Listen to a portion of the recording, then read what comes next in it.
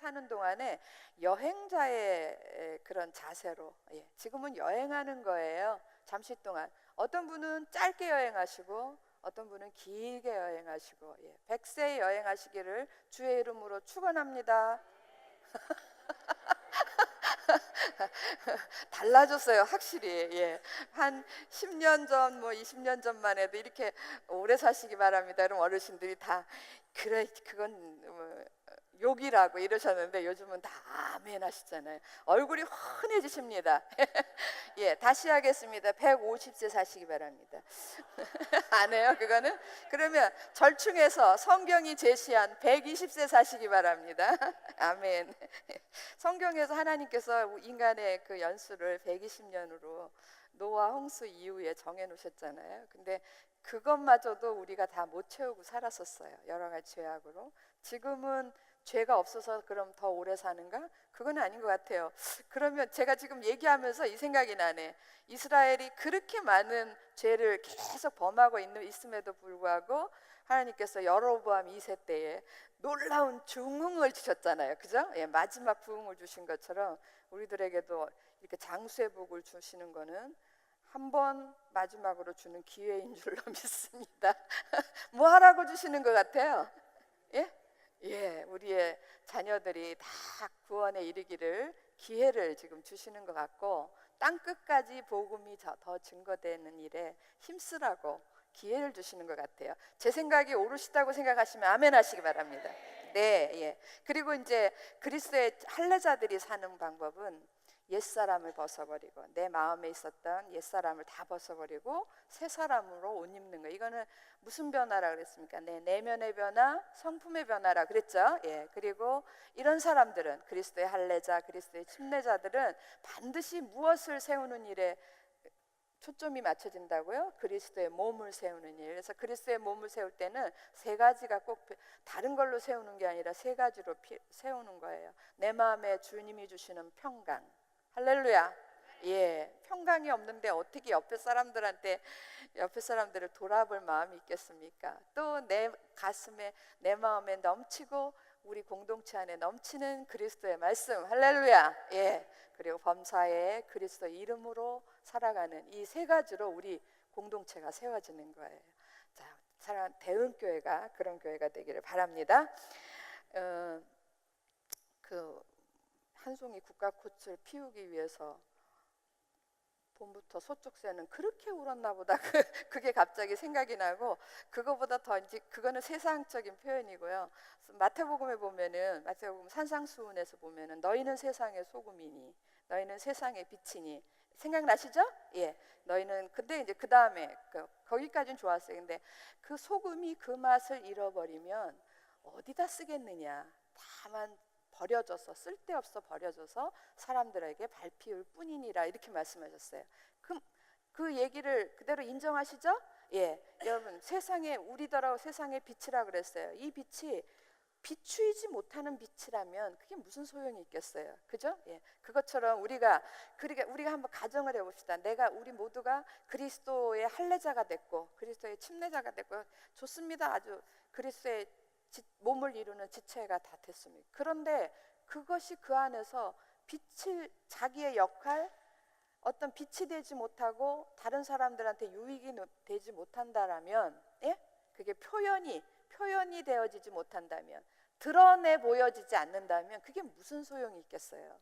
그것은 한낱 그런, 지금 제가 하는 그리스도의 침례는 이런 것이다, 그리스도의 할례는 이런 것이다, 그리스도의 몸을 이루는 건 이런 것이다, 이런 내용들은요, 책에 여러 군데, 조목사님 책에만, 성경에만 있는 게 아니고 그걸 가지고 여러 분들이, 신학자고 목회자들이고 여러 주의 종들이 너무너무 자세하게 잘 적어놨어요. 그거는 어마어마하게 많아요. 그리고 교회 다니는 사람 다 이거 갖고 다니잖아요. 이 안에 다 있어요.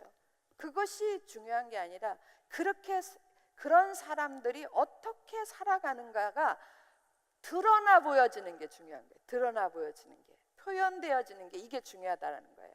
여러분, 사과나무를 심었는데 사과나무가 크는 것, 이게 사과나무야, 이게 중요한 게 아니고, 사과나무라면 잘 커서 어떻게 해야 돼요? 결론적으로 사과를 따먹어야 사과나무죠. 예. 그것이 중요한 거예요. 그게 가장 중요한 거예요. 오늘 우리가 배워야 되는 15가 16가 17가 앞으로 뒤에 부분에 전 참 많이 회개를 했어요. 그동안 로마서, 에베소서, 골로 바울 서신 뒷부분에 다 뭐 아내들아 남편들아 뭐 부모들아 자녀들아 이래가 쭉 나오는 부분은요, 전 대부분 다 설렁설렁 넘어갔어요. 그래, 그랬네, 똑같은 얘기 또 있네 이러고 그냥 넘어가고 그랬어요. 근데 이것이 너무너무 우리한테 중요하고, 오늘날 우리가 정말 우리가 목숨 걸고 해야 될 부분들은 이것이다. 제가 정말 많이 쓰는 표현 중에 하나, 구슬이 서말이면 무슨 소용이 있겠는가, 꿰야 보배지. 예. 그래서 오늘 15가부터 제목은 그리스도의 주권인데 15가 16가 17가 이 뒷부분에 골로새서 3장 뒷부분부터 나오는 3장 4장에 걸쳐 나오는 이 내용은요, 정말 우리들이 진짜 그리스도인인가를 보여줄 수 있는 진짜 주옥 같은 정말 진주같이 귀한 보배로운 말씀인데, 저뿐만 아니라 여러분 우리 모두가 다 이 부분을 좀 소홀히 했던 것 같아요. 다 아는 얘기야. 왜냐하면요, 이렇게 읽어보면 아내 되신 분들은 아내들아 이러고 써놓은 말씀이 못마땅해. 예. 못마땅하고, 남편들도 이렇게 써놓은 말씀이 못마땅한 거예요. 부모들은 못마땅하고 자녀들은 못마땅하고 다 못마땅한 거예요. 그리고 그렇게 하기 싫은 거예요. 그래서 이건 다 이론이야. 실제로 이게 실제편인데, 실천편인데 이건 이론이야. 그리고 우린 다 어디에 집중을 해요? 예, 앞에 부분. 예. 그리스도의 할례는 이런 것이다, 그리스도의 침례는 이런 것이다, 여기를 아는 지식을 채우는데 우리가 몰입해 있었던 것 같아요. 정말 중요한 거는 그 지식이 내 삶 속에서 표현되어지는 거예요. 삶으로 드러나지는 거예요. 이걸 갖다가 우리는 뭐라 그러냐면 성화라고 그래요. 성화. 내 그리스도의 할례의 모습이 내 삶에서 꽃을 피우고, 그리스도의 침례의 모습이 내 삶에서 꽃을 피우고, 내가 그리스도의 몸의 지체가 된 게 내 삶에서 꽃을 피운다면 그것은 다른 사람들하고 이미 달라진 모습일 거고, 그것은 정말 하나님이 원하시는 누구를 닮은 삶? 그리스도를 닮은 삶이 될 것이다라는 거예요. 그래서 성화가 칭의, 성화, 영화 이렇게 구원의 단계가 있지만, 그래서 제가 말씀드리잖아요. 성화가 우리의 몫이라고. 칭의나 우리를 의롭게 하시는 일이나 우리를 이 다음에 천국에 데려가시는 일은 다 누가 하시는 일이에요? 하나님이 하시는 일이고, 우리가 일평생 이 땅에서 우리의 의무기도 하고 우리가 이뤄내야 될 그런 책임, 또 정말 아름다운 모습은 성화예요. 변화되는 거예요. 우리가 지금까지 골로새서 1장, 2장, 3장 전반부에 거쳐서 우리가 배워왔던 그런 복음의 그런 모습들을 이제는 꽃을 피워야 돼요. 누가 꽃을 피우겠습니까? 저만요? 아니요. 저도 하고 우리 모두가 다 각자의 삶 속에서 꽃을 피워야 되는데, 이제 15가부터 15가 성경 기절이 3장 18절부터예요. 그죠? 그렇게 돼 있죠? 예, 골로새 3장 18절에서부터 4장 마지막 절까지를 두 개로 나눠요. 제목은 15, 16, 17이 다 제목 한번 보세요. 제목이 뭡니까? 그리스도의 주권이에요. 그냥 한 번도 안 읽어오시고 그냥 다 이렇게 그냥 가져오셨잖아요. 예. 그나저나 공과는 가져오셨습니까? 예. 걱정이 태산이네. 예. 그리스도의 뭐라고 돼 있어요? 주권. 예. 15가에도 제목이 그리스도의 주권, 16가에도 제목이 그리스도의 주권, 17가 제목도 그리스도의 주권. 골로새서 3장 18절부터 4장 끝까지 나오는 부분이 우리의 삶 속에서 변화가 일어나야 된다. 이 말을 다른 말로 얘기하면 우리의 삶 속에 그리스도의 주권이 나타나야 된다, 이런 얘기예요. 그러니까 그리스도의 주권이라는 말을 어려워. 그래서 쉽게 얘기하면 내가 사는 것이 내가 아니요 누구예요? 그리스도라. 예, 그게 그리스도의 주권으로 사는 거예요. 내가 사는 게 아니고 주인이 누구예요? 주님이, 그리스도가 주인이 되셔서 사는 삶이라고요. 그게 이제 내 삶에서 드러나는 건데, 지금 그거를 두 영역으로 나눠서 하는 거예요. 15과에서는 꾹 누르겠습니다. 꾹 눌러. 15과에서는 우리 모두에게 주어진 영역이 있어요. 각자에게 주어진 영역. 어떤 게 있을까요? 예. 15과는 각 개인에게 각자 모두에게 주어진 그런 삶의 영역이 있는 거예요. 여러분, 첫째 뭐가 있겠습니까? 당연히 여러분 집사님네 가정하고 저희 가정하고 틀리잖아요. 이게 우리 가정은 우리 가정이에요. 내 가정이고 장로님네 가정은 장로님네 가정이에요. 그러나 각자 모두가 가정이 없는 사람은 없죠. 예, 다 있어요. 다 있어요. 그래서 각 개인에게 주어진 삶의 영역, 첫 번째가 가정이에요. 또 하나는 그 당시에 초대교회 이 글을 성경이 쓰여진 그 시대에서는 가정 안에 모든 게 다 들어가 있었어요. 주종 관계도 가정 안에 다 들어가 있었는데 요즘은 그렇지 않죠. 가정이 있고 또 하나는 사회라는 게 있는데 그게 다른 더 쉬운 말로 표현하면 직장이에요. 직장. 예. 직장 또는 뭐 이웃 이렇게 표현하기도 하죠. 그래서 이거는 모든 각 개인에게 주어진 삶의 영역이고요. 이게 15가예요. 15가고 16가하고 17가에는 각 개인이 아니면 또 뭐겠습니까? 당연하죠. 이제 도 아니면 뭐예요? 뭐죠. 예. 도 아니면 뭐예요? 이래야 맞습니까? 그래야 뭐가 나오나? 예. 도 아니면 뭐예요? 뭐예요? 예. 그러면 공동체. 예. 공동체의 영역에서 공동체 하면은 우리가 생각해야 되는 게 하나님 나라 곧 교회죠. 그죠? 교회고 또한 공동체가 나는 개인이면서 공동체입니다. 여러분 이거 어려운 말이지만 이게 비밀이에요. 나는 개인이면서 공동체예요. 믿으십니까? 이해되십니까? 예. 공동체의 영역에는 정말 중요한 게 하나 들어가요. 공동체 이러면 우리 모여 있는 이 공동체 안에만 생각할 게 아니라 이 공동체가 해야 될 가장 중요한 삶의 영역이 있어요. 어디냐면 세상이에요. 세상. 예. 그래서 너희는 세상의 빛이라 그랬어요. 너희는 세상의 소금이라. 여러분 이 너희는 세상의 빛이라 너희는 세상의 소금이라가 각각의 삶에도 적용이 되지만 공동체에도 적용되는 말씀이에요. 지난번에 로마서 12장 1절 2절 말씀도 개인에게도 적용되지만 공동체에도 적용되는 말씀이라고 한 것처럼 이것도 마찬가지. 그래서 공동체 여러분 교회는 교회의 공동체의 영역 안에서 그럼 교회하고 세상에서 공동체 안에서도 우리가 해야 될 구체적인 어떻게 해야 되는 행동 윤리가 있다고요. 그 다음에 이 공동체가 세상을 향해서는 어떤 일을 해야 되는가 해야 될 일이 있다고요. 그거를 둘로 나누는 거예요. 그래서 여기서 다 설명을 해버리면 다음 주에 저는 뭐를 하라고요. 그러니까 오늘은 15가 각 개인의 이거 이해되셨어요? 이렇게 나누는 거예요. 예, 그럼 각 개인의 삶에 누구나 할 것 없이 각 가정이 있고 또 삶의 일터가 있죠, 그죠? 예, 그래서 직장이 있는 거예요. 직장 또는 이웃이 있습니다. 그래서 이 영역에서 구체적으로 어떻게 행동해야 되는가 아주 진짜 구체적으로 쓰여져 있는 게 15가입니다.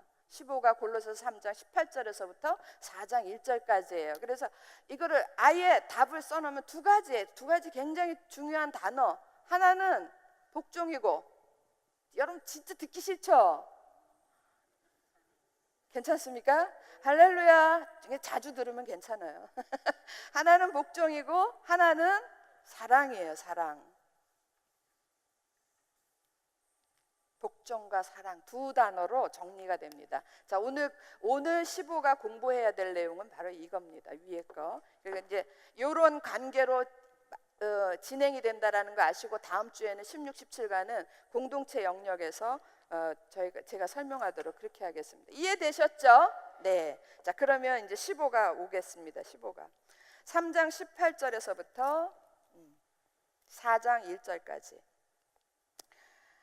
자, 한번 쭉 읽고 공부 시작하겠습니다. 준비되셨나요? 네. 3장 18절 제가 읽고 19절 여러분이 읽습니다. 아내들아 남편에게 복종하라. 이는 주 안에서 마땅하니라. 자녀들아 모든 일에 부모에게 순종하라. 이는 주 안에서 기쁘게 하는 것이니라.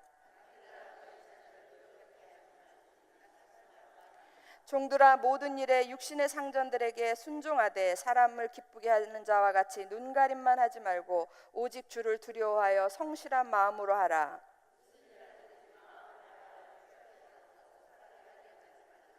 이는 기업의 상을 주께 받을 줄 아나니 너희는 주 그리스도를 섬기느니라.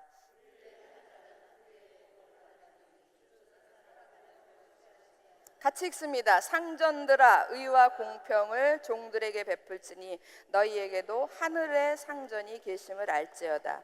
구체적인 가정과 직장에서의 구체적인 관계를 이야기하면서 아주 꼭꼭 집어서 너희는 어떻게, 너는 어떻게 하고, 너는 어떻게 하고 이렇게 나온 게 바로 이 대목인 거예요. 자, 한번 보겠습니다. 근데 참 특이해요. 자, 관계 이러면 가정과 직장과의 관계, 가정과 직장 속에 있는 관계를 모두 세 부분으로 나눠요. 이거는 못 쓰겠는데 안 나오고. 세 부분으로 나누면 가정에서의 관계 한번 생각해 보세요. 무슨 관계가 있습니까? 부부관계, 부부관계, 부자관계, 모녀관계 다 하시려고 그러시죠? 예, 부부관계가 있고 부모 자녀 관계가 있고 또 하나는 이제 그거는 가정이고 직장에 가면은 주종 관계, 종과 상전의 관계, 주종 관계라 그래 세 가지가 있는데 여러분 이제 가정에서 우선 부부가 있고 부모 자식이 있어요. 이게 가정이잖아요. 가정에 있는 관계인데 어떤 게 더 먼저이겠습니까?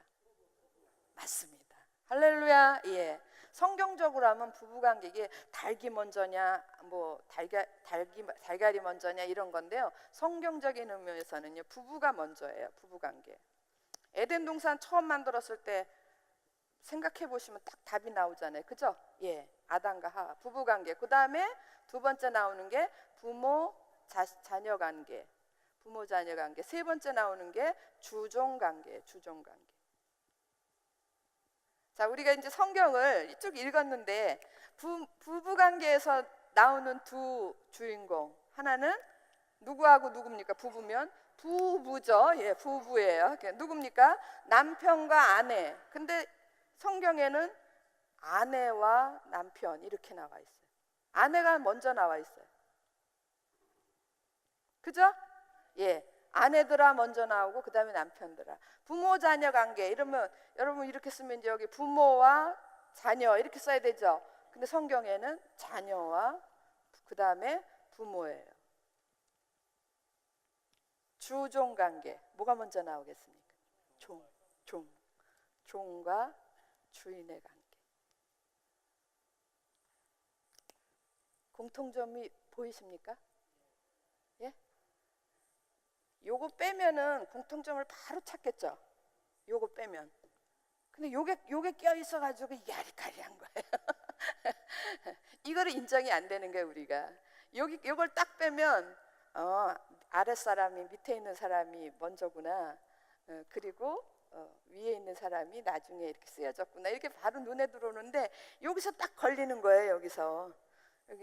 아니 그럼 뭐 아내는 뭐 남편 밑인가? 뭐 이러고 거부하는 거죠, 자꾸. 예. 그러나 틀림없이 성경적으로 아내는 어디에 있습니까? 남편 밑에 있는 거예요. 인정하세요? 여기 대부분의 여성분들이요 인정하시기 바랍니다. 아내분들 인정하시기 바랍니다.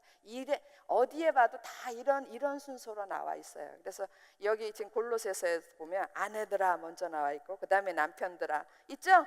그 다음에 20절에 보면 자녀가 먼저 나오고 그 다음에 21절에 아비드라가 먼저 나오고 23절에 보면 22절에 보면 종들이 먼저 나오고 그리고 4장 1절에 가면 상전들이 나오고 이렇게 되는 거예요. 이해되셨죠? 왜 이렇게 만드셨을까? 이제부터 그 궁금증을 풀어가도록 하겠습니다. 공과 보겠습니다. 자, 공과 제일 위에 그 첫 번째 단락 굉장히 중요하니까 같이 한번 읽어보겠습니다. 시작. 내가 사는 것이 그리스도라. 그리스도의 주권이 나의 모든 삶의 영역에서 인정되어야 된다. 여기까지 하겠습니다. 내가 사는 것이 그리스도라. 요게 그리스도의 주권으로 사는 거란 말이에요. 그 얘기가 그 얘기란 말이에요. 아시겠죠? 예, 말은 내가 사는 것이 그리스도라 이러면서 그리스도의 주권으로 살아야 돼. 그리스도의 주권을 인정하며 살아야 돼. 이러면 그건 뭐고 그건 뭔가 이렇게 헷갈리지 마시고 내가 사는 것이 그리스도라. 그것이 곧 그리스도의 주권으로 사는 것이다라는 거예요. 이해되셨나요? 그게 어디에서? 나의 모든 삶의 영역에서 어떻게 돼야 돼요? 인정되어야 된다라는데, 저는 표현을 바꿉니다. 그러니까 드러나야 돼요. 보여져야 돼요. 표현되어져야 돼요. 되시겠죠? 예, 그래서 그 다음에 같은 말을 또 한 번 써놓으셨습니다. 그리스도의 통치가, 그리스도의 주권이나 그리스도의 통치나 똑같은 거예요. 그리스도의 통치가 일상생활 모든 영역에서 선포될 때, 드러날 때 뭐가 세워져요? 하나님의 나라가 세워진다. 남편과 아내 이 관계 속에서 그리스도의 주권이 드러날 때에 그 가정은 하나님의 나라가 되는 거예요. 그런데 그것이 깨져버리면, 이 남편 부부관계에서 그리스도의 주권이 나타나지 않으면 그 가정은 지옥이죠. 지옥. 예, 그렇게 되는 거예요. 이해하셨죠? 예, 그렇게 그리스도의 통치가 일상생활 모든 영역에 선포될 때 하나님의 나라가 세워진다. 말이나 아주 얼마나 구체적으로 써놓으셨어요. 말뿐만 아니라 말이나 일이나 일상생활 모든 부분에서 그리스도가 살아계시는 사람이 되어야 된다. 모든 생각, 행동, 결정이 어디에 합당해야 돼요? 그리스도의 이름에 합당해야 할 뿐만 아니라 가정과 일터에서 그리스도의 통치를 선포한 무슨 삶을 살아야 된다? 복종의 삶을 살아야 된다. 그래서 여기 아까 제가 이렇게 이걸 써놓은 이유가 있다고요. 복종에 해당되는 부류들 여기에 이렇게 다 복종에 그러면 여기는 밑에는 여기는 어떤 분들이겠습니까? 여기는 갑이지, 갑. 여기는 갑이고 여기는 을이고 그러나 그거 이제 딱 눈에 보면 그렇지만 실상은 달라요.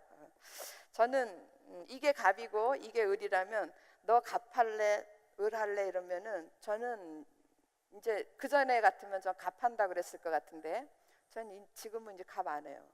예, 을 할래요. 예, 을이 훨씬 편해요. 할렐루야. 을이 훨씬 편해요. 사장님이 편하겠습니까? 직원이 편하겠습니까? 훨씬 편해요. 뱃속 편한 거는 을이에요. 우리 모두 그리스도 안에서 을입니다. 을이 됩시다가 아니라 저절로 을이에요. 을. 예. 자, 그 밑에 보세요. 문제 1번 보겠습니다. 주님이 보여주신 삶의 모범은 무엇인가 그랬어요. 요한복음에 보면 주님, 제가 요한복음 5장 18절에서 19절 제가 찾아와서 읽겠습니다. 유대인들이 이로 말미암아 더욱 예수를 죽이고자 하니 이는 안식일을 범할 뿐 아니라 하나님을 자기의 친아버지라 하여 자기를 하나님과 동등으로 삼으심이라 그랬어요. 예수께서 십자가에 달려 돌아가신 제목이 두 개예요. 첫 번째는 어디서부터 시작했냐면 안식일부터 시작을 했는데 안식일을 범했다. 근데 진짜 이제 마지막 결정타는 뭐냐면 예수께서 하나님을 자기 아버지라고 그런 거예요. 그래서 하나님 아버지와 나는 동등이다 이런 거예요. 그랬더니 그걸로 불경죄로 죽은 거 아닙니까? 그래서 십자가에 달려 돌아가신 거예요. 그런데 19절에 보시면 이런 거예요. 그러므로 예수께서 그들에게 이르시되 내가 진실로 너희에게 이르노니 아들이 아버지께서 하시는 일을 보지 않고는 나는 아무것도 안 한다 그랬어요. 분명히 18절에 요한복음 5장 18절에 보면 예수께서 뭐라 하냐면 아버지와 자기는 동등이라 그랬어요. 같다 그랬어요. 여러분 세 분 하나님, 성부 하나님, 성자 하나님, 성령 하나님 세 분은 같으신 분입니까? 다르신 분입니까? 다 같은 하나님이세요. 그런데 달라요. 예? 이게 삼위일체의 비밀이거든요. 그리고 보세요. 예수께서 분명히 요한복음 5장 18절에 나는 아버지와 같다라고 얘기했는데 19절에 가면 뭐라고 그러냐면 그러나 나는 아버지가 하시는 일이 아니면 아무것도 하지 않는다. 아버지가 하시는 일 그대로 한다. 딱 그대로 뭐 한다? 따라한다. 예. 19절 하반절에 보면 아버지께서 행하시는 그것을 아들도 그와 같이 행하느니라 그랬어요. 그럼 이건 동등한 겁니까? 아니죠. 예. 분명히 동등하다라고 존재는 동등한데 삶의 모습은 성자 하나님 예수 그리스도는 성부 하나님을 향하여 복종하는 삶을 사는 거예요. 왜 그럴까요? 그거의 답이 고린도전서 11장 3절이에요. 여러분 찾아오신 분은 가만히 계시고 안 찾으시면 빨리 찾으세요. 고린도전서 11장 3절 중요한 말씀입니다. 고린도전서 11장 3절 찾으셔야 돼요. 찾으셨습니까? 네, 그럼 한 목소리로 같이 읽어보겠습니다. 시작. 그러나 나는 너희가 알기를 원하노니 각 남자의 머리는 그리스도요 여자의 머리는 남자요 그리스도의 머리는 하나님이시라. 이렇게 막 섞바꿔 나가지고 헷갈리는데, 제일 위에 누가 계세요? 하나님. 그 밑에 누가 계세요? 그리스도. 그 밑에 누가 계세요? 그 누가 있어요? 남자. 그 밑에가 누구예요? 여자. 예. 이걸 이렇게 누가 만들어 놓으셨어요? 하나님.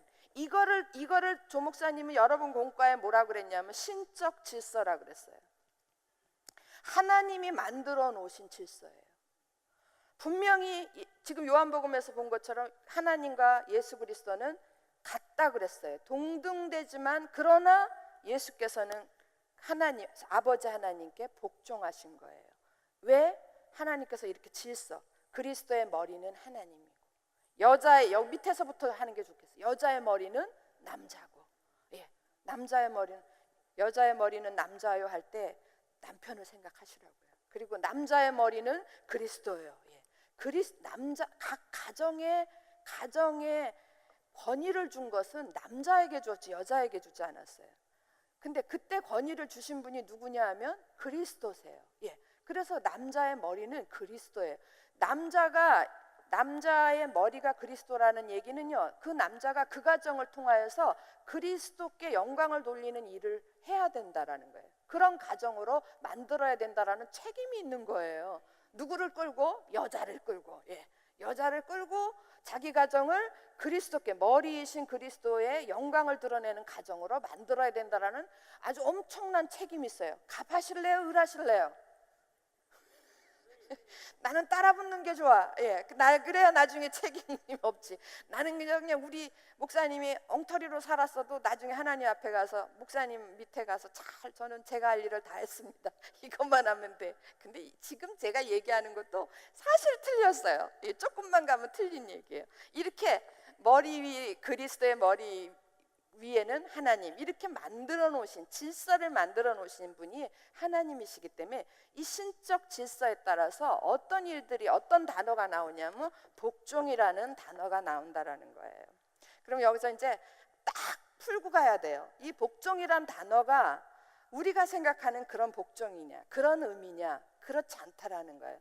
그 복종이라는 단어는 동등하면서 그 속에서 나오는 복종이거든요.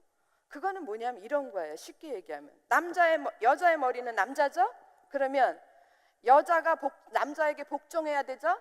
예, 그 얘기는 무슨 얘기냐면 더 좋은 단어가 있었으면 좋겠어요. 그런데 성경에 이렇게 써 있거든요. 복종 아니면 순종밖에 없네. 그거나 똑같 비슷비슷해요.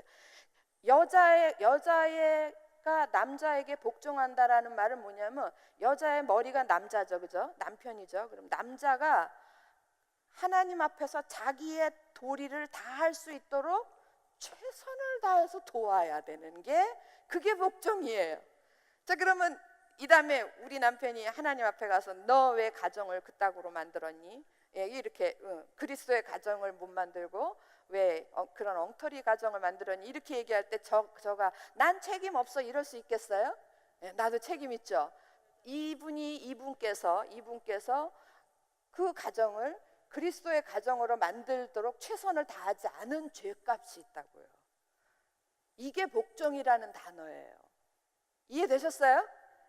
무슨 얘기인지 이해되셨습니까? 남자가 그리스도께 복종하는 것도 그런 의미예요. 조금 하나를 더 붙들고 가는 거죠, 그죠? 예, 누구를 챙겨가면서 옆구리에다 여자를 챙기고, 예, 하나님이 준 아내를 챙기고 내게 주신 가정을 그리스도의 가정으로 아름답게 세우는 책임을 다하는 것. 그래서 누가 누구에게 그리스도가 우리 가정의 주인이 될 수 있도록 그걸 드러내는, 온전하게 드러내는 그런 책임을 다하는 것. 그게 남자의 할 일이에요. 그러면 그리스도는 하나님 앞에서 책임이 없겠습니까? 아니요. 그리스도는 이 밑에 남자 여자 다 끌고 가서 그뿐만 아니라 이 땅에 있는 모든 남자 여자를 다 끌고 가서 하나님 앞에 가서 하나님을 하나님 되게 만들어 놓는 그런 책임이 누구에게 있습니까? 그리스도에게 있다라는 거예요. 이해되세요? 안 되신 얼굴들 몇 얼굴이 보입니다. 그러니까 예수 그리스도 안가 다 남자 여자를 다 끌고 하나님의 여기가 하나님의 나라입니다라고 보여줄 책임이 그리스도에게 있는 게, 그게 어디냐면 교회라는 거예요. 그래서 교회의 머리는 누구? 그리스도. 우리는 그의 몸. 그래도 값보다는 을이 낫겠죠. 값보다는 책임감에서 그 책임감, 스트레스, 그거 생각하면 값보다는 을이 훨씬 난 거예요. 그래서 밑에 있는 사람들에게 요구되어지는 건 단어가 뭐예요? 복종이라는 거예요. 복종의 의미 아시겠죠? 굉장히 아름답고 굉장히 귀한 단어예요. 굉장히 귀한 단어. 그러니까 목사님이 여기다가 뭐라고 썼냐면 노예적 불종이 아니다 그랬어요. 그러니까 그냥 받지 못해가지고 억지로 하는 그게 복종이 아니라 자원해서 내 남편이 우리 가정을 하나님의 가정으로, 그리스도의 가정으로 아름답게 세울 수 있도록 내가 최선을 다해서 뭐한다? 스스로 돕는 거예요. 하라고 해서 돕는 게 아니라 스스로 최선을 다해서 돕는 거예요. 그래서 그러려면 우선 누구의 믿음을 바르게 세워야 되겠습니까? 남편의 믿음을 바르게 세울 수 있도록. 그래서 새벽 기도 한다니까요. 괜히 기도하겠어요? 그래서 나와서 주여, 어떤 집사님은 옆에다 남편 신발 주머니에다 보재기에다 싸가지고 와서 옆에다 놓고, 이 사람이 우리 집에 머리 역할을 잘할 수 있도록 하나님 도와주세요. 그러고 기도하는 거 아니에요? 그리고 남편에게 그 사람이 머리에 합당하게 대우를 해줘야죠. 말로는, 기도는 가서 열심히 그렇게 하고 와가지고는 이게 역전이 됐어요. 집에 오면 역전이 돼가지고 남편을 아주 우습게, 장기판의 졸처럼 보면 이 가정이 그리스도의 가정이 되겠습니까? 안 되죠. 그러니까 최선을 다한다라는 얘기는 남편을 교회가 그리스도에게 하듯 최선의 존경을 다하는 거예요. 최선의 존경을 다하고, 그건 저가 잘해요. 말해놓고도 부끄럽네. 이상하네. 목사님 항상 저더러 착각한다고 그러는데 저는 하나님 나라 갈 때까지 난 이 일을 잘하고 있다고 생각합니다. 어쨌거나 이해는 되셨습니까? 그런 단어가 복종이란 단어예요. 그럼 여러분 이제부터 복종하시는 분들이 되시길 주의 이름으로 축원합니다. 이제 편안해지셨죠? 복종이 그런 거예요. 그래서 주님이 보여주신 삶의 모범은 분명히 동등하지만 그러나 질서에 따라서 복종하셨다, 그 얘기예요. 그 내용이 문제 1번 밑에 단락에 자세하게 적혀져 있어요. 우리 같이 한 목소리로, 굉장히 중요하니까 한 목소리 읽습니다. 시작. 삼위일체의 비밀은 동등과 복종의 관계다. 성부 하나님과 동등하지만 성자 하나님은 성부 하나님께 뭐 하셨다? 복종하셨다. 복종을 통한 신적 질서가 하나님 나라 통치 방식이다. 그리스도인의 사회적 관계는 하나님 주권에 대한 무슨 관계다? 복종의 관계다. 그래서 복종을 잘하는 아내가 있는 가정이 정말 주님 앞에는 아름다운 가정이 될 줄로 믿습니다. 그리고요, 그 부부가, 남편이 하나님 앞에 온전한 믿음의 사람, 믿음의 가장이 된 그 가정이 공동체 안에서도 큰 기둥이 되는 거예요. 우리 다 경험해봐서 알잖아요. 나 혼자 나와가지고 열심히 하는 거하고 부부가 같이 나와서 내 남편이 교회 안에서 하나님의 일꾼으로 정말 온전한 지체의 역할을 다 감당할 때 그게 진짜인 거예요. 그러니까 나는 최선을 다해서 어떻게 해야 돼요? 내 남편이 그런 일을 할 수 있도록 정말 할 수만 있다면 간도 꺼내놓고, 할 수만 있다면 뭐도 꺼내나요? 쓸개도 꺼내놓고, 농담도 안 하십니까? 간도 쓸개도 다 빼놓고 내 남편이 하나님 안에서 바른 역할을 감당할 수 있다면 그렇게 해야 되는 게 아내의 역할이에요. 믿으신 분만 아멘 하시기 바랍니다. 그렇게 하실 분만 아멘 하시기 바랍니다. 소리 점점 작아져요. 이제 2번 넘어가겠습니다. 그러므로 남편과 아내의 관계에서 어떻게 그리스도의 통치를 보여줄 수 있는가? 아내는 3장 18절 아내들아 남편에게 뭐하라? 복종하라. 이제 달라지죠 느낌이. 아내들아 남편에게 복종하라. 이는 어떻게 해요? 주 안에서 마땅하니라 그랬어요. 주 안에서 당연한 거야. 분명하게 해야 되는 거예요. 마땅하니라. 그 다음에 남편들은 어떻게 해요? 3장 19절 남편들아 아내를 어떻게 해요? 사랑하며 사랑하며 괴롭게 하지 말라 그랬어요. 지금 이 성경 공부하는 요 자리만 해도 여기뿐만 아니고 사실은 남편분들은 몇 분 안 계세요. 어디 가서 해도 거의 마찬가지예요. 주일 예배 때도 남편보다 누가 더 많아요? 아내들이 훨씬 많아요. 그래서 우리 공동체가 세상에 아직 빛이 안 되는 거예요. 빛이 희미한 거예요. 그 책임은 누구에게 있습니까? 아내에게 있죠. 목숨 걸고 예전에 우리들의 믿음의 선배들은요 남편한테 막 교회 갔다 왔다고 얻어맞고 막 쫓겨나고 막 이러면서도 그냥 바깥에서 밤을 새가면서 벌벌 떨면서도 신앙생활을 막 그러면 오늘 저녁에 얻어맞고도 새벽에 나와서 기도했어요. 누구를 위해서 기도합니까? 남편을 위해서 기도하고 자녀를 위해서 기도했어요. 여러분 그렇게 해서 세워진 게 한국교회예요. 그렇게 해서 세워진 게 한국교회인데 요즘 아내들은 그냥 그 부분에 대해서 좀 희미해져요. 희미해지고 더 젊어갈수록 아래로 내려갈수록 따라가. 남편이 오늘은 세상 천하 없어도 등산 가는데 너 나랑 같이 가야 돼. 그럼 따라가요.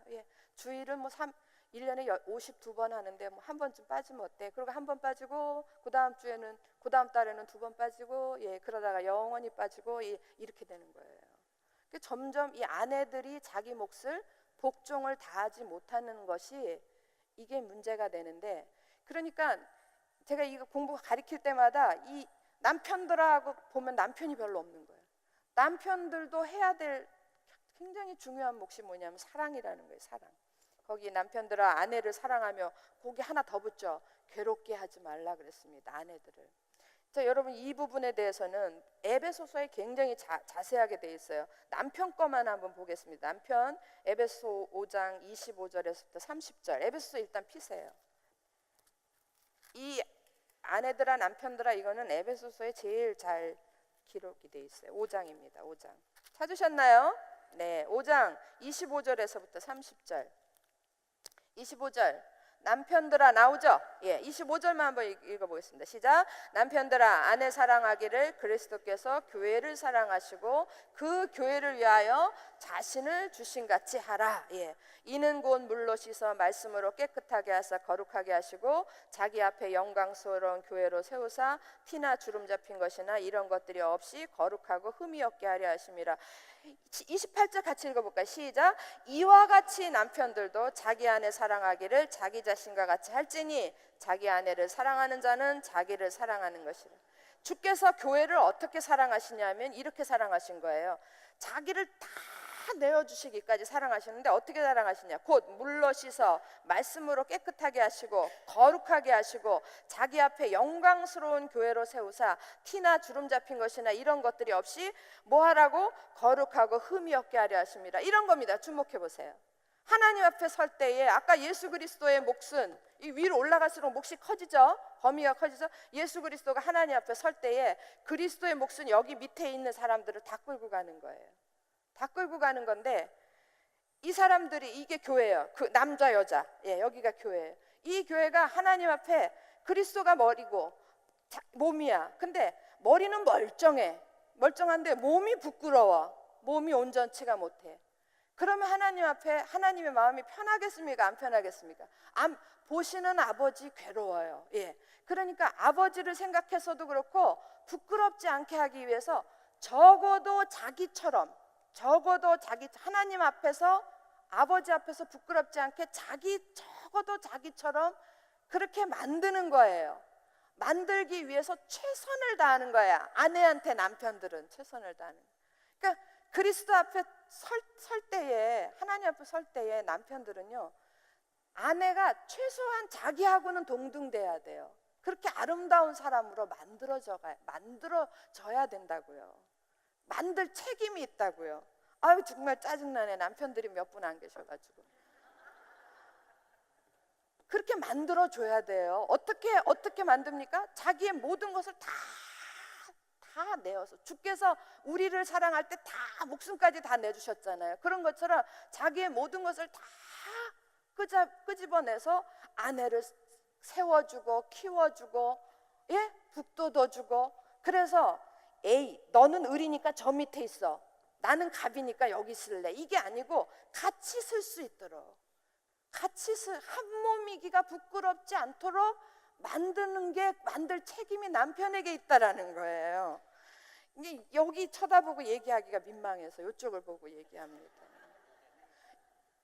오늘은 한가만 하니까 여유가 있어서, 정말 자랑이 아니라 우리 목사님이 그 일을 너무 잘하셨어요. 정말 저는 늦게 예수 시집가기 결혼하기 1년 전에 이 목사님 만나고 처음으로 믿었으니까 그게 완전히 무슨 주의종 마누라감이 됩니까? 안 되죠. 근데 그런 사람을, 나를 그렇게 하나님의 사람으로 이끌어줬어요. 예. 묵묵하게 기다려주고, 나는 저 밑에 있는데 이렇게 기다려주는 거예요. 여기서 혼자서 줄곧 가지 않고 올 때까지 기다리는 거예요. 묵묵하게 기다리고 끊임없이 끌어주는 거예요. 근데 전 짜증났어요. 당신이나 전도사 열심히 해, 당신이나 기도 열심히 해, 나는 아직 관심이 없어. 예, 그리고 저는 그냥 그런 것들이 싫었었어요. 근데 끊임없이 숙제도 주고 도전도 주고 격려도 하고 막 이러면서, 그게 막 짜증나게 하지 않고 계속 격려해 가면서 저를 이렇게 일으켜 세워줬어요. 믿음 안에 설 수 있도록 이렇게 세워주니까 여러분 모든 것이 다 달라지는 거예요. 거기서 무슨 다툼이 있겠습니까? 다 참아주고 이러면서 끌어주는데. 그래서 여기까지 쓰게 만드는 게 남편이었어요. 그리고 이제서는 그런 말을 해요. 진즉에 내 말에 순종을 했더라면 제가 이런 후회를 얘기를 해요. 정말 이렇게 귀한 일인 줄 알았더라면 내가 진작에 이거를 했으면 좋았을 걸. 그런데 더 복장 터지는 말을 하죠. 내가 시집을 안 가고 이 일을 했을 걸. 이런 얘기를 하면은 그딴 얘기하지 말고 진즉에 내가 하라고 그랬을 때에 순종하고 왔더라면 얼마나 좋았니? 그렇게 얘기를 하는데 후회스럽죠. 근데 그런 망나니 같은 나를 끊임없이 격려해 주면서, 신학교도 목사님이 권해서 갔어요. 공부도 목사님이 하라고 그러고, 저를 주일학교에도 밀어놓고, 예, 그렇게 해서 계속 할 수 있도록 제공을 해줬어요. 그리고 나 진짜 못하겠는데 내가 어떻게 할 수 있어, 넌 잘할 거야, 계속 격려하고. 진짜 다 제 주위에 있는 사람들이 제가 이걸 하는 걸 보고요, 이렇게 저가 이렇게 완전히 달라진 걸 보고 정말 깜짝을 해요. 정말 놀기 좋아하는 여자가 어떻게 저기 올라가가지고 저러고 있나? 어떻게 교회에 콕 박혀가지고 교회에서 저런 일을 하고 있나? 진짜 깜짝 놀래요. 그리고 그렇게 한 부부가 만드는 가정이 다툼이 있었겠습니까? 대놓고 싸워본 적 한 번도 없어요. 갈등은 있었죠. 그러나 그런 적은 없었어요. 다 그게 남편이 할 일이에요. 여러분, 남편들이 해야 될, 남편이 아내를 사랑한다라는 건 그런 겁니다. 그러니까 꼭 당연히 신앙적, 영적에서도 그래야 되고, 모든 면에서 자기 옆에 하나님이 주신 이 귀한 내 아내가 같이 서 있기에 부끄럽지 않도록 최선을 다해서 제공을 해주는 게 뭐라고요? 이게 사랑이에요. 남편들아, 아내를 뭐하며? 사랑하며 괴롭게 하지 말라. 이해되셨습니까? 예, 이해되셨어요? 이제 아내 되신 여러분 속 편하십니까? 원망하지 마시고, 예, 이제라도 기도하시면 돼요. 하나님, 우리 남편이 자기의 몫을 다할 수 있도록, 하나님 말씀대로 자기의 몫을 다할 수 있도록 하나님 변하게 해주세요. 그리고 제가 그 시간대까지 인내하게 해주세요. 예? 여러분, 우리가 해야 될 일은 기도예요. 먼저 믿은 자가 해야 될 일이 기도입니다. 됐습니까? 예. 여러분, 중요한 게 있어서 하나 더 하고 넘어갑니다. 에베소서 5장 30, 에베소 핑김에 5장 31절, 32절, 33절 찾으셨나요? 예, 한 목소리로 크게 읽겠습니다. 시작. 그러므로 이 비밀이 크도다. 나는 그리스도와 교회에 대하여 말하노라. 그러나 너희도 각각 자기의 아내 사랑하기를 자신같이 하고 아내도 자기 남편을 존경하라. 여러분 보세요. 31절. 그러므로 사람이 부모를 떠나, 사람 남자 부모를 떠나서 누구와 합하여? 그의 아내와 합하여 여자와 합하여 그 둘이 한 육체가 되는 거예요. 근데 그것은 이 비밀이 크도다. 그거는 뭐냐면 그렇게 해서 머리는 남편이 머리가 되고 몸이 아내가 되는 것처럼 한 몸이 되는 거예요. 근데 이 비밀이 뭐하고 똑 닮았냐면 그리스도와 교회의 모습하고 똑 닮은 거예요. 이 비밀이 크도다 하고 박수를 짝 치면서 나는 그리스도와 교회를 생각하면서 말하노라. 예. 그리스도 교회의 머리는 누구? 그리스도.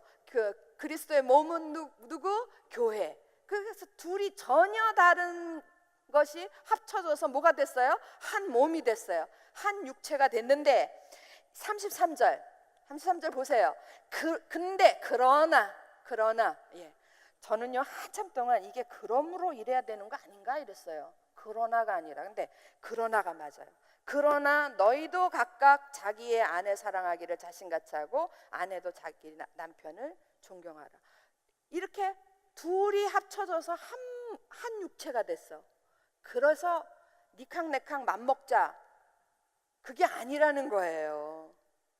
둘이 한 육체가 됐지만 이 안에 뭐가 있다고요? 그러나 이 안에 질서가 있다 이거예요. 그러나 이 안에 질서가 있기 때문에 아내는 남편에게 뭐 해야 되고 복종해야 되고 남편은 아내를 사랑해야 되고 이런 책임이 있다라는 거예요. 할렐루야. 아무도 안 좋아하시네요. 이제 정말 제가 오늘 이 대목이 중요한 거는 교회 구성의 대부분의 구성원이 여성분들, 아내분들입니다. 아내가 바뀌면 가정이 바뀌고 정말 맞는 것 같아요. 특별히 아내들이 바뀌면 교회가 바뀔 줄로 믿습니다. 그리하여서 그래서 우리가 우리 아내 된 자들이 먼저 기도하는 거예요. 제일 밑에 있잖아요. 제일 밑에 기도하고 또 기도만 할 게 아니라 내가 진짜로 남편에게 어떻게 해야 돼요? 복종하고 복종하고 저처럼 하세요. 주의 종의 계집종인데 당신의 계집종이 뭐 할 말이 있겠습니까? 말씀만 하시옵소서. 그러고 한번 살아보세요. 정말 가정이 확 달라질 겁니다. 확 달라질 줄로 믿습니다. 저는 신경질 날 때마다 주의 종의 계집종이 뭐 할 말이 있어요 이래요. 근데 속으로는 부르터가지고 얘기를 그러지 마시고 기쁜 마음으로 주의 종의 계집종. 저는 주의 종이니까 뭐 남편들도 모두 주의 종이에요. 당신의 계집종인데 제가 복종하는 일밖에 뭐 더 있겠습니까? 이러면서 복종하세요. 복종하면 우리 남편이 바뀌고 우리 가정이 바뀌고 가정에 하나님의 나라가 임할 줄 믿습니다. 그래서 그 밑에 여러분 남편과 아내는 이름으로 쭉 거기 있어요. 그거는 이제 여러분 보시고 그 밑에 하나 둘 셋 넷 다섯 여섯 번째 보면 아내는 남편에게 순종하지 않고 있죠? 찾으셨습니까?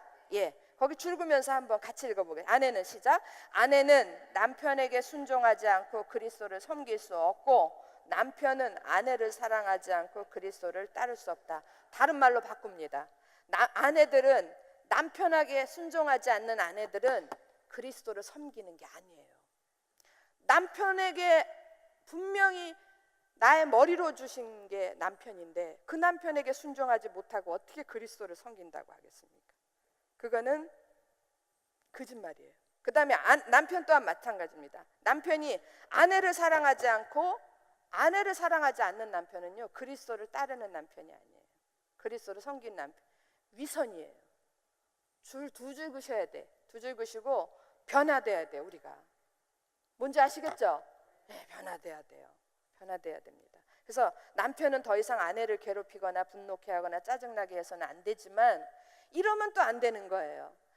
나는 남편에게 복종하려고 그러는데 그니가 수원 사투리에 그니가 자꾸 나를 괴롭게 하고 화나게 하고 짜증나게 그러니까 내가 못하는 거야. 여러분 이러시면 안 돼요. 나를 괴롭게 하고 분노케 하고 짜증나게 해도 어떤 상황 속에서도 나의 몫은 내가 해야 되는 거예요. 아시겠습니까? 저 사람이 안 해서 나는 안 했습니다. 이게 하나님 앞에서 통하겠어요? 안 통해요. 저 사람은 어떻게 하더라도 너는 너의 몫을 해야지. 이게 하나님이 우리에게 원하시는 거예요. 그러면 이 사람 몫을, 남편이 남편의 몫을 하지 않았음에도 불구하고 아내가 계속해서 끊임없이 복종의 삶을 삶으로 그것으로 인해서 그 남편이 변화되게 하는 것이 하나님의 영광을 드러내는 일이에요.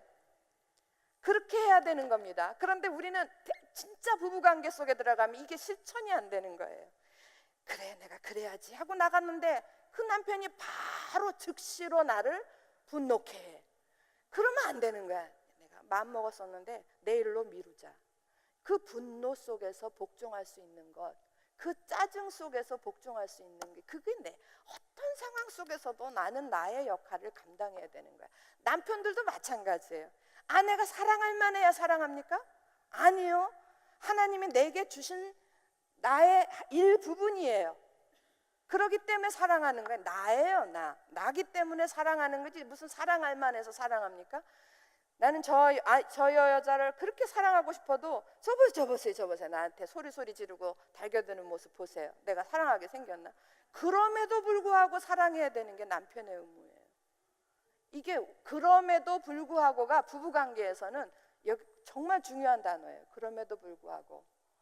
그럼에도 불구하고. 여러분, 우리가 그리스도의 성품으로 변화되게 하시는 게 성화입니다. 그런데 그 성화 중에서 제일 고난을 통해서 우리를 성화시키는데 제일 힘들게 하는 사람이 누군 줄 아십니까?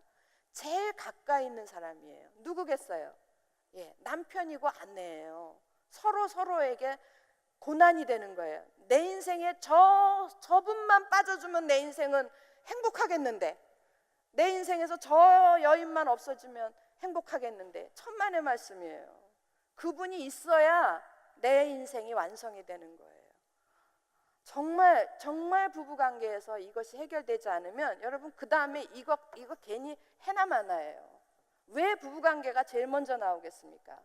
이게 제대로 바로 서지 않으면 이거는 진짜 해나 마나라니까요. 생각해 보세요. 자녀들이 잘 됐어요. 신앙생활 잘해. 그런데 자녀들이 부모를 순종을 안 하고 부모를 우습게 봐. 그 원인은 어디에 있냐면 부부관계에 있는 거예요. 맨날 엄마가 애들 낳아놓고 아버지 욕하고, 아버지는 자녀들을 돈으로 매수해서 엄마 욕하고, 그러면 그 자녀들 속에 부모에 대한 존경심은 없어지는 거예요. 그리고 가정에 대한, 그 가정은 무슨 그게 천국이겠어요. 그 가정은 지옥이지. 그러니까 어떤 것보다도 중요한 건 부부관계다.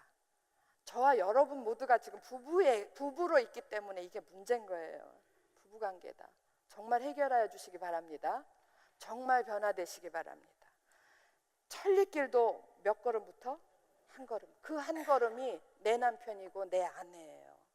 내 남편에게서 변화되지 않으면, 내 남편을 향하여 내가 변화되지 않으면, 내 아내를 향하여 내가 변화되지 않으면 나의 믿음의 삶은 헛것인 거예요. 그건 아무것도 울리는 꽹과리예요. 그리고 어떻게 보면 잘못된 거예요. 외식입니다. 자, 그래서 맨 밑에 두 번째 줄, 아내는 그리스도를 섬기고 있다는 뭐로? 증거로. 굉장히 중요한 말. 증거로 남편에게 복종하고, 남편은 아내를 귀히 여겨야 된다는 거예요. 정말 귀히 여겨야 돼요. 자, 그럼 문제 3번 넘어가겠습니다. 부모와 자녀의 관계에서는 어떻게 하는 게 그리스도의 주권을 나타내는 것인가? 자녀 3장 20절 한 목소리로 읽겠습니다. 시작. 자녀들아, 골로새서입니다. 골로새 3장 20절 오셨어요? 네, 한 목소리 읽습니다. 시작. 자녀들아, 모든 일에 부모에게 순종하라. 이는 주 안에서 기쁘게. 뭐가 나옵니까? 자녀들아, 뭐 나와요? 복종 나오죠? 순종. 순종 나오죠. 그거나 이웃사촌입니다. 자, 그 다음에 부모는 어떻게 해야 돼요? 아비들아, 너희 자녀를 노엽게 하지 말지니 낙심할까. 어떻게 해야 돼요? 노엽게 하지 말 사랑으로 대해라 그랬어요. 사랑으로 대해라. 그래서 그 밑에 쭉 나와 있는 설명이 맨 아랫줄에 보시면 하나님은 아버지이시고 독생자를 주시기까지 사랑하셨다. 부모의 사랑은 누구의 사랑을 닮아야 되고 하나님의 사랑을 닮아야 되고, 부모들은 하나님 아버지 하나님께서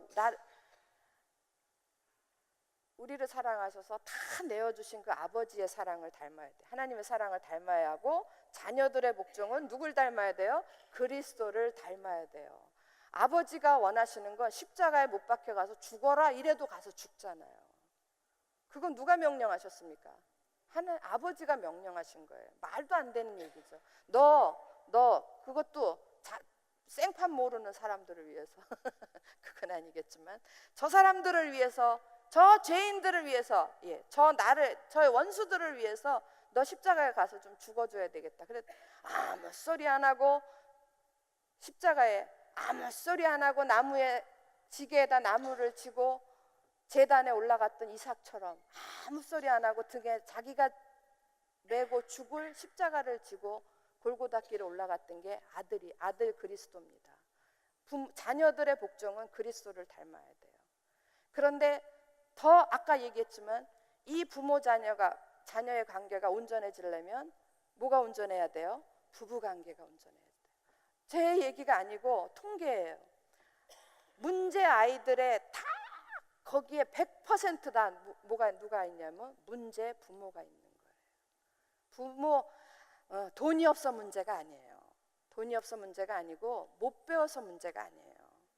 관계가 틀어진 거예요. 관계가. 그래서 서로 무시하고 서로 다투고 이래서 그런 관계의 가정의 자녀들은 다 문제아예요. 그러면 그 문제아를 누가 만들었습니까? 우리가 만드는 거지. 특별히 누구에게 책임이 있어요? 그렇죠. 어머니들에게 책임이 있는 거예요. 저는 이 부분을 강조하고 싶어요.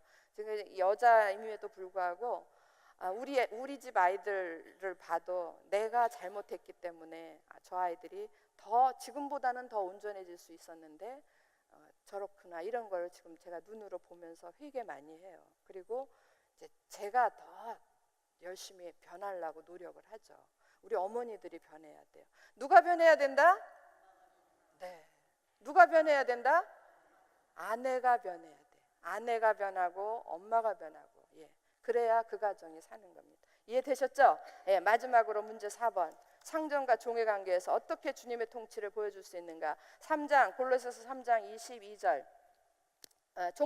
종들에 대한 거는 굉장히 길어요. 종들아. 그러니까 여러분 이거 딱 보면 알지만 이 복종해야 될 사람들의 그 성경 기절은 길어요. 그리고 사랑해야 될 사람들은 좀 짧아요.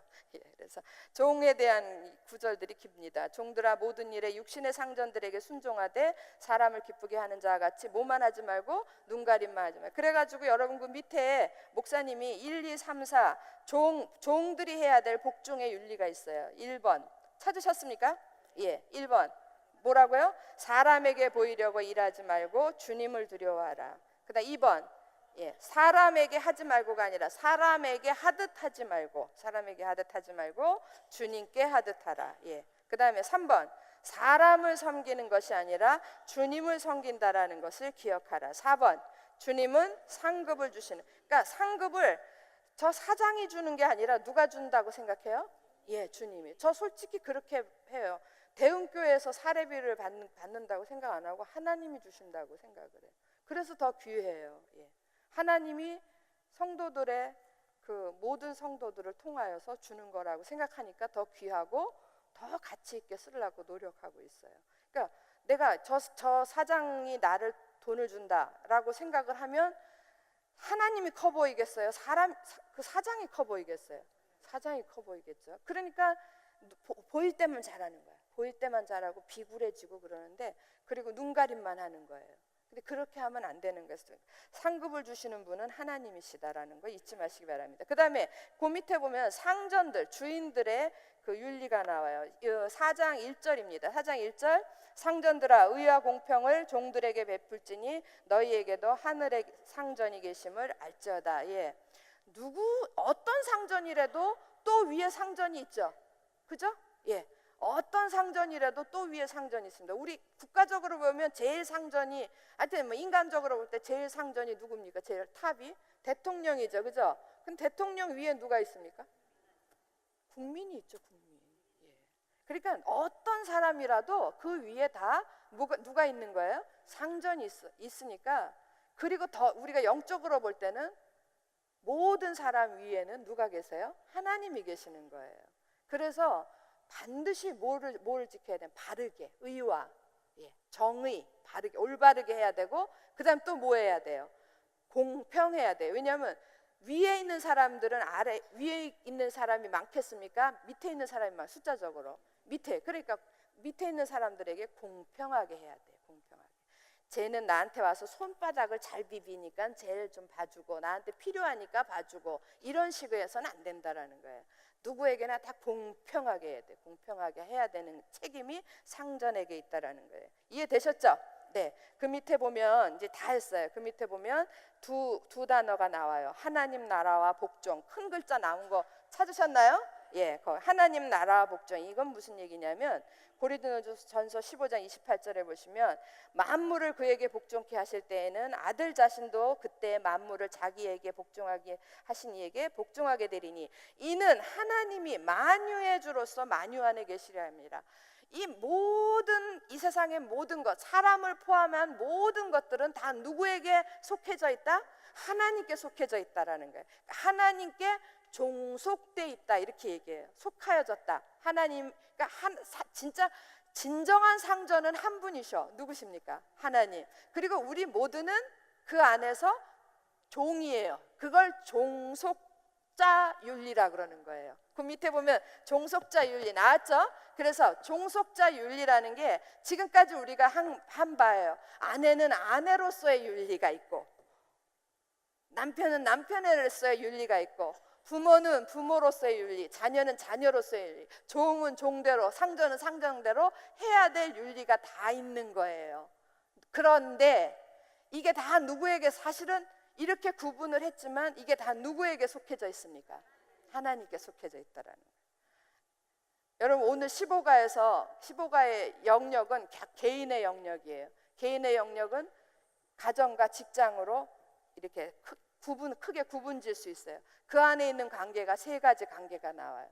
거기에 딱 2가지 부류, 한 부류는 갑이 있고 을이 있고 한 부류는, 첫 번째 부류는 복종해야 될 부류, 또 한 부류는 사랑해야 될 부류.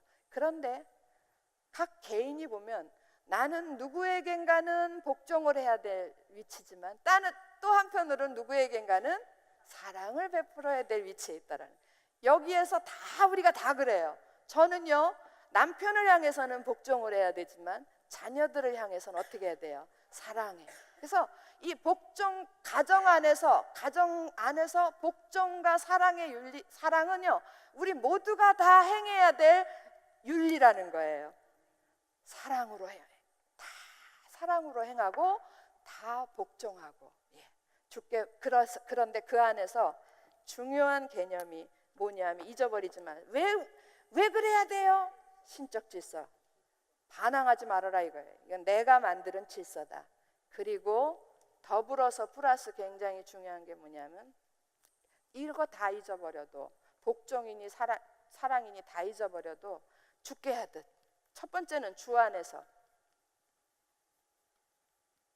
내가 사는 것이 그리스도라. 지금 이렇게 살아야 될 사람들은 누굽니까? 그리스도의 주권 아래, 주권으로 사는 사람들. 다른 말로 내가 사는 것이 그리스도라라고 고백하는 사람들이 이렇게 살아야 된다라는 거예요. 됐습니까? 예. 그렇다면 그 사람들의 삶에, 지금 여러분들이 이게 다 복잡해서 나는 골치 아프다 그러면 이게 딱 요것만 외워주시면, 왜 우리가 이렇게 살아야 되는가? 이건 하나님이 정한 질서기 때문에 입을 닫아라 이거예요. 입을 닫아라. 반항하지 말고 그대로 순종하고, 그 다음에 또 하나는요, 어떻게? 주 안에서 하듯, 그리스도 안에서 플러스 죽게 하듯. 주 안에서 내가 사는 것이 그리스도니, 그러니까 나는 내가 사는 것이 그리스도니 내 안에 주어진, 내 삶의 영역에 주어진 모든 사람한테 내가 누구게 하듯 죽게 하듯. 내 남편 안에 내가 섬겨야 될 주님이 계신 거예요. 믿습니까? 저 원수 같은 남편이 아니고, 나에게는 주님이에요. 섬기라고 주신 눈에 보이는 주님이에요. 너무 심합니까? 안 심해요. 저 원수 같은 아들이 아니고, 나에게는 사랑을 베풀고 섬기라는 그런 주님이에요. 여러분, 아주 최소한의 영역만 얘기해서 남편과 자식이죠. 남편과 아내고 자식과 부모죠. 조금 영역을 넓히면 시가 처가 그 안에 있는 형제들 다 좀 범위를 넓히면 가정의 범위를 넓혀주면 그렇게 되잖아요. 그 안에 내게 주신 모든 사람들한테 그들은 다 주 안에서 내게 주신 사람들 믿으십니까? 그들을 향하여 누구께 하듯 주께 하듯. 할렐루야.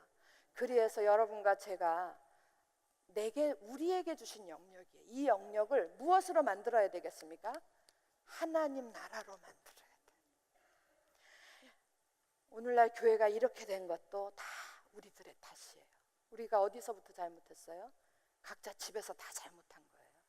집에서 다 잘못했기 때문에 그래서 전도의 문이 막히는 거예요. 그래서 세상에서 빛을 잃어가는 거예요. 우리가 다 회개하고 정말 오늘부터라도 정말 달라졌다라는 그런 모습으로 우리가 다 가족들한테 가서 그렇게 하면 한 번만 하라는 게 아니라 그렇게 해야 돼요. 정말 그럴 수밖에 없지 않습니까? 내가 받은 구원, 내가 받은 은혜 생각하면 내가 금쪽같이 주신 이 귀한 가정을 천국으로 만드는 데 여러분들의 책임이 있는 것입니다. 그래서 여러분 가정, 저의 가정을 포함한 여러분 가정 모두가 천국 되시기를 주의 이름으로 축원합니다. 기도하겠습니다. 사랑하는 아버지 하나님, 고맙습니다. 저희들에게 저희 각자를 구원하셨을 뿐만 아니라 우리에게 가정을 주셨는데 이 가정이 하나님의 나라가 되는 책임도 저희에게 주신 걸 오히려 감사합니다. 이것은 무거운 짐이 아니라 우리에게 주신 축복인 줄로 믿습니다. 우리의 눈을 고쳐주시옵소서. 남편을 바라볼 때, 아내를 바라볼 때, 자녀를 바라볼 때 모두가 그들 안에 내가 사랑하고 내가 섬겨야 될 주님이 계시다라는 것을 볼 수 있게 하여 주시옵소서. 그래서 우리가 무엇을 하든지 무슨 말을 하든지 주 안에서 죽게 하듯 하는 그런 믿음의 삶을 사는 저희 모두가 되게 하여 주시옵소서.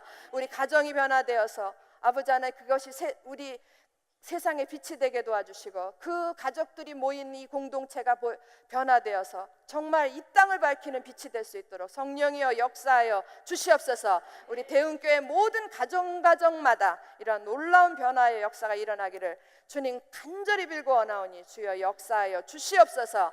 감사드리오며 우리 주 예수 그리스도 이름으로 기도합니다. 아멘. 수고하셨습니다. 고맙습니다.